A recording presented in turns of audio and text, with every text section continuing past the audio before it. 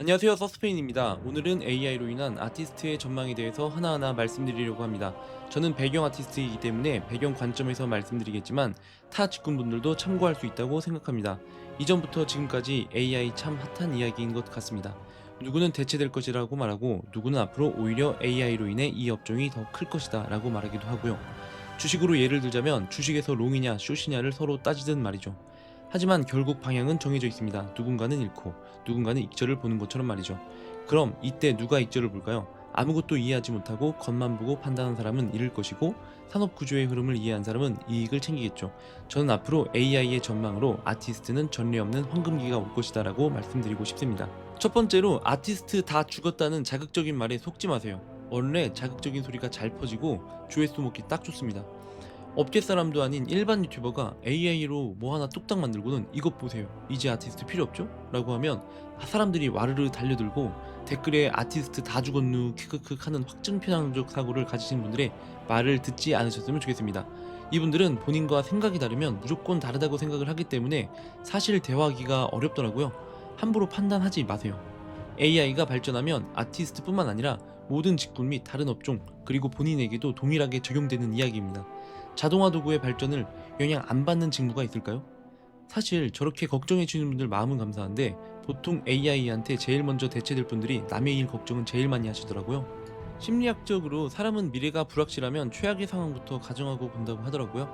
이것을 방어적 비관주의라고 하는데 지금 느끼는 불안함은 여러분들이 스스로 보호하려고 하는 본능적인 방어기제일 뿐입니다.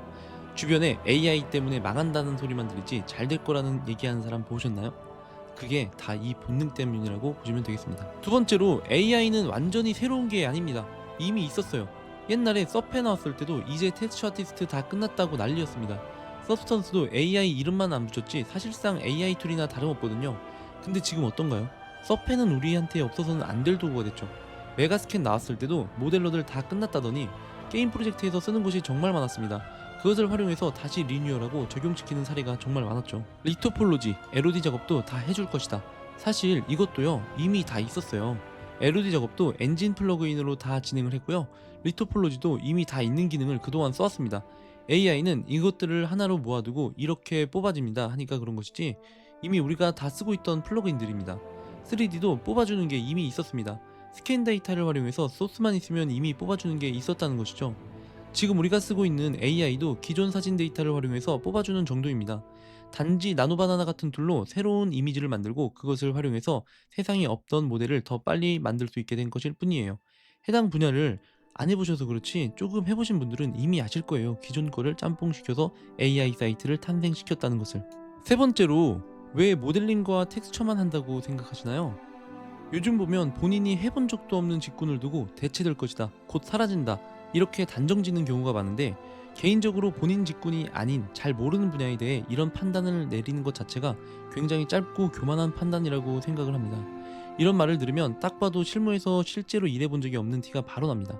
무엇을 하는 직군인지, 어떤 과정을 거쳐서 어떤 결과를 만들어야 하는지 아무것도 모르는 상태에서 타 직군을 함부로 평가하고 책임도 못 질 거면서 단정 짓는 건 주제넘는 일이라고 생각을 합니다. 실무에서 말하는 퀄리티는 이미지 한 장이 아니라 엔진 적용, 최적화, 구조, 플레이 동선, 수정 대응까지 포함된 결과물입니다. 또한 누가 피드백을 하느냐에 따라서 터치 하나의 피드백이 오고 가고 하는 경우가 정말 많은데요. 이런 것은 실무를 해보지 않은 사람들은 체감하기 어려운 부분이기도 합니다. 네 번째로, 왜 이미지만 그럴싸하게 만들면 게임 개발이 끝난다고 생각하시는지 모르겠습니다. 제가 프로젝트를 처음부터 맡아서 진행해본 경험으로 보면 프로토타입 단계에서 아트가 아무리 잘 나온 것처럼 보여도 수정과 보완은 무조건 나옵니다. 회의 한 번 하면 끝나는 게 아니라 기획자, 클라이언트, 대표님까지 여러 직군이랑 계속 소통하면서 이건 바꿔주세요, 이건 안 맞아요, 이런 피드백이 계속 쌓입니다.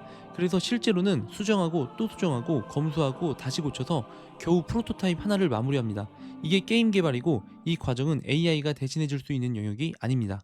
다섯 번째로, 여러분은 제가 최근 영상에 올린 리치왕 투구 퀄리티가 좋아 보이시나요? 이거 사실 정말 대충 만든 작업입니다. 솔직히 말해서 이 퀄리티 그대로 실무에 들어가면 수정과 보완 요청이 굉장히 많이 나올 거고요.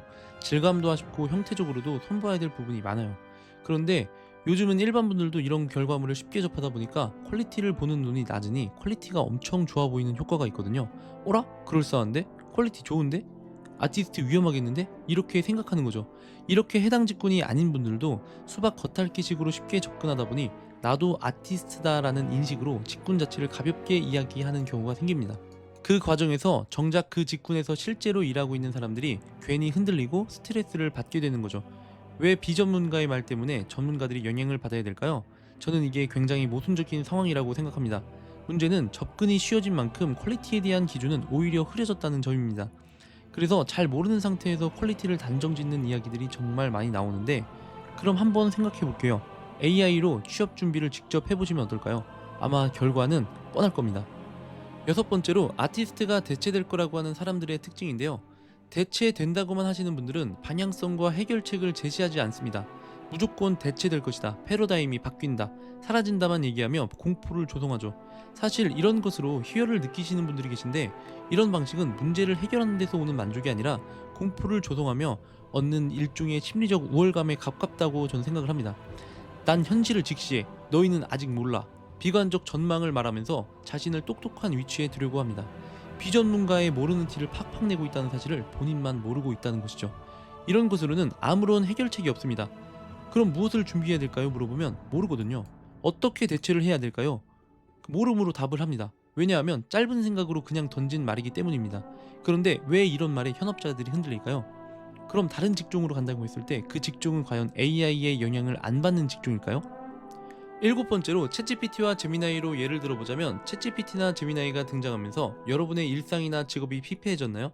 저는 최근 챗GPT와 제미나이를 안 쓰는 날이 없을 정도로 안 쓰면 답답할 정도인데요. 한 예로 제 동생이 프로그래머인데 정말 하루 종일 코딩만 하는 사람이에요. 그래서 제가 이렇게 물어봤어요. 너 요즘 AI 쓰지? 당연히 많이 쓴다고 하더라고요. 그래서 다시 물어봤습니다. 그럼 AI가 없으면 어떻게 될 것 같아? 그러니까 이렇게 말하더라고요. AI가 없었으면 하긴 했지만 지금처럼 일을 못했을 것 같다. 초기 작업을 도와줌으로써 이후 퀄리티가 높이는 작업에 도움을 준다고 하더라고요. AI 때문에 일이 줄어든 게 아니라 AI 덕분에 능률이 엄청 올라갔다고요. 이게 중요한 포인트입니다. AI가 들어온다고 해서 프로그래머가 사라졌나요? 아니죠. 프로그래머가 더 많은 일을 더 빠르게 하게 됐을 뿐입니다. 그리고 이 구조는 저희가 하는 게임 아트, 정확히 말하면 아티스트의 작업 방식과도 완전 똑같다고 생각을 합니다. 여덟 번째로 스케치팩이나 언리얼 마켓플레이스랑 비교를 해보세요. 솔직히 말해서 AI가 만들어주는 결과물들 지금 기준으로는 많이 아쉽습니다. 스케치팩이나 언리얼 마켓플레이스만 봐도 이미 퀄리티 좋은 어셋들이 엄청나게 풀려있어요. 게다가 그 어셋들은 하루 이틀이 아니라 매일 계속 갱신되고 있죠. 그럼 이걸 보고 아 이제 경쟁력 없어졌다 이러나요? 아니죠. 필요하면 가져다 쓰고 거기서 수정하고 프로젝트에 맞게 다듬어서 씁니다. 중요한 건 이미 고퀄리티 어셋이 넘쳐나는 환경에서도 아티스트라는 직업은 사라지지 않았다는 점입니다. 왜냐하면 어셋을 그냥 쓰는 것과 프로젝트에 맞게 고쳐서 제대로 활용하는 건 전혀 다른 일이니까요. 지금 AI도 똑같습니다. AI가 만들어주는 것보다 마켓플레이스에 있는 어셋이 훨씬 나은 경우도 많지만, 그래도 우리는 이제 끝났다 같은 얘기는 안 합니다. AI는 경쟁자를 늘리는 게 아니라 재료를 늘려주는 쪽에 가깝다고 보시면 되겠습니다. 아홉 번째로, 그럼에도 AI가 이것도 하고 저것도 하고 앞으로는 다 할 텐데요. 가끔 이런 얘기 나오죠. AI가 이것도 하고 저것도 하고 결국 다 할 거 아니냐? 그럼 한번 가정해 볼게요. 터미네이터 영화에 나오는 스카이넷 같은 AI가 실제로 나왔다고 칩시다. 그 시점이면 아티스트만 위험한 게 아니라 프로그래머, 기획자, 의사, 변호사, 아마 모든 인간의 직업이 영향을 받겠죠. 그건 특정 직군 문제가 아니라 인간 문명 자체가 통째로 뒤집히는 상황입니다. 그런데 그런 수준의 변화를 그래서 지금 아티스트는 끝났다로 이야기하는 게 과연 의미가 있을까요? 그때는 나만 이 직군만 문제가 있는 게 아니라, 그래서 저는 그런 가정까지 가서 공포를 이야기하는 건 현실적인 논의라기보다는 개인적으로 이런 주장들이 메타인지 없이 던져지는 말장난에 가깝다고 생각을 합니다. 앞으로 콘텐츠의 양은 무조건 늘어납니다. 앞으로 콘텐츠의 양은 줄어들 수가 없고 무조건 늘어날 수밖에 없어요. 이유는 간단하다고 생각을 합니다. 게임 회사는 콘텐츠를 많이 뽑을수록 돈을 버는 구조거든요. 예전에는 일주일에 하나 만들던 걸 AI랑 자동화가 들어오면 3개, 4개, 5개도 만들 수 있습니다. 그럼 회사가 사람을 줄일까요?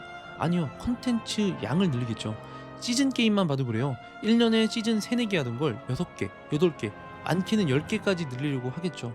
콘텐츠가 많아질수록 유저는 오래 남고 과금 포인트도 늘어나니까요.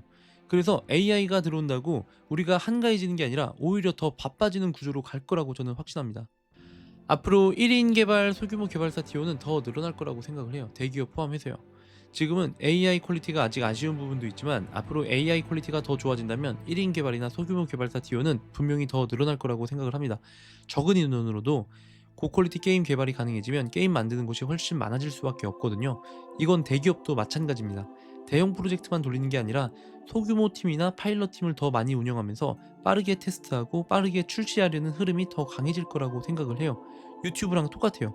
유튜브 크리에이터가 늘으면서 그 결과 편집자나 디자이너 같은 관련 직군 수요도 같이 늘어났죠. 게임도 마찬가지입니다. 개발사가 많아질수록 컨텐츠는 늘고 일할 자리는 오히려 더 생길 거라고 봅니다. 그 다음으로 AI 딸깍이와 AI 활용자는 급시 다르다고 생각을 해요. AI 딸깍이랑 AI를 활용하는 사람은 애초에 급시 달라요. 단순히 버튼만 누르는 딸깍이는 어디를 왜 어떻게 수정해야 되는지 모르고요. 즉 피드백을 주면 피드백 반영이 안 된다는 것이죠. 덩어리감, 질감, 프로젝트 방향성, 배경 구성, 엔진에서의 최적화까지 이건 AI가 아무리 발전해도 기본기가 없으면 절대로 판단할 수 없는 영역이거든요. 제가 회사 생활 해보면서 가장 느낀 건 피드백 반영을 잘하는 사람이 인재다 싶더라고요. 그래서 나중에 AI 딸깍이가 많아질수록 기존 작업을 다 할 줄 알면서 AI까지 제대로 활용할 수 있는 사람은 오히려 더 귀해지는 시대가 올 거라고 생각을 해요. 회사 입장에서도 마찬가지예요. 버튼만 누르는 사람보다 기존 작업을 이해하고 AI를 도구로 활용할 줄 아는 사람을 더 뽑으려고 하겠죠. 그 다음으로 AI는 대체제가 아니라 작업을 빠르게 해주는 가속장치라고 생각해보세요. 초안은 AI한테 맡기시고 형태가 아쉽다, 질감이 부족하다 싶으면 그 퀄리티를 끌어올리는 건 결국 사람 몫입니다. 그래서 앞으로는 버튼을 딸깍 누르는 능력보다 형태를 볼 줄 아는 눈, 서브스턴스로 질감 쌓는 능력, 지브러시 스커프팅 능력, 엔진에서 어떻게 돌아가는 아는 이 기본기 지식이 훨씬 더 중요해질 겁니다. AI는 일을 대신해주는 게 아니라 잘하는 사람이 더 빨라지게 만들어주는 도구일 뿐입니다. 앞으로는 저를 포함해서 꾸준한 자기개발이 선택이 아니라 필수라고 생각을 해요. 나는 상위 5% 안에 들겠다, 이 정도 각오로 하셔야 될 것 같고요. 그게 부담되면 못해도 중간 이상 50% 안에는 들어야 변화가 와도 덜 흔들린다고 생각을 해요. 아무 준비 안 된 상태에서만 AI가 무섭게 느껴지는 거지, 기본기랑 실력이 쌓여 있으면 AI는 위협이 아니라 그냥 도구 하나 더 늘어난 겁니다. 결국 AI도 잘하는 사람 손에서만 의미 있는 툴이라고 생각을 해요. 그 다음으로 가장 위험한 부류는 이 두 가지라고 생각을 하는데요. 첫 번째로 AI 과소평가하는 사람이랑 두 번째로 AI에 과도하게 의존하는 사람, 이 두 가지입니다. AI 퀄리티 아직 후지다라고만 말하면서 아예 안 보려는 사람도 문제고, 반대로 AI 너무 좋다고 하면서 본인 실력 없이 전부 맡기려는 것도 문제입니다. 변화를 거부하고 AI 의존으로 판단 능력을 포기하면 둘 다 공통점은 AI를 제대로 이해하지 못했다는 점입니다. AI와 기존 방식을 잘 조화롭게 활용해야 된다고 생각을 합니다. 마지막으로 변화를 멈춘 순간 도태는 시작됩니다. 이건 AI 시대만의 이야기가 아닙니다. 제가 오래된 라이브 서비스 프로젝트에서 근무하신 분의 이야기를 들어보기도 했고 저도 느낀 게 있었는데요. 프로젝트가 안정되면 자기 개발을 멈추고 그냥 같은 작업만 반복하게 되는 경우가 꽤 많습니다. 그 상태가 몇 년 쌓이면 새로운 환경이나 새로운 파이프라인이 왔을 때 굉장히 힘들어집니다. 라이브 서비스 구조가 만들어내는 위험이라고 생각되는데요. 연차는 10년, 20년 이상 많이 쌓았지만 오히려 신입보다 못한 경우를 많이 봤었습니다. 실제로 아는 임원은 해당 아트 직군을 날릴지 안 날릴지 이것을 고민하고 있었는데요. 안타깝게 생각해서 해당 포지션을 그냥 두고 있는데도 정작 해당 아트직에 계신 연차 높은 분들은 내가 여기 짱이야, 내가 연차 높아, 나는 실력이 있어, 이런 인식에 머물러 있는 경우가 있다는 겁니다.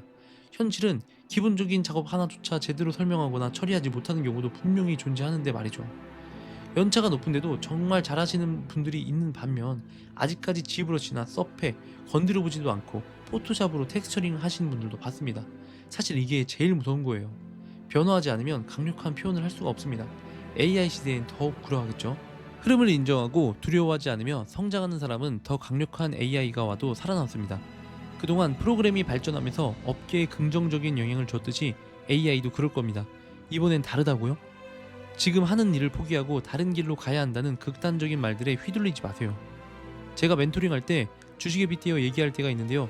고점인 줄 알고 주식 팔았더니 거기가 가장 저점이었던 거.